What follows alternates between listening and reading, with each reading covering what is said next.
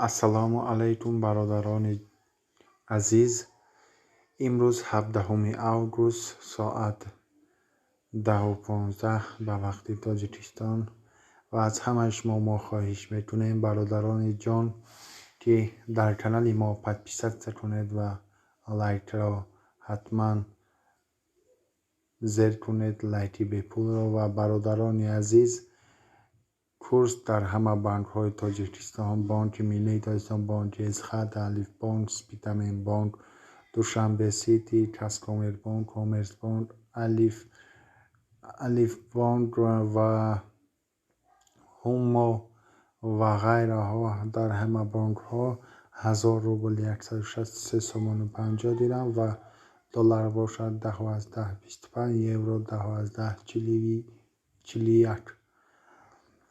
باوری دارم برادران عزیز در کانال ما شما پادپیست میکنید.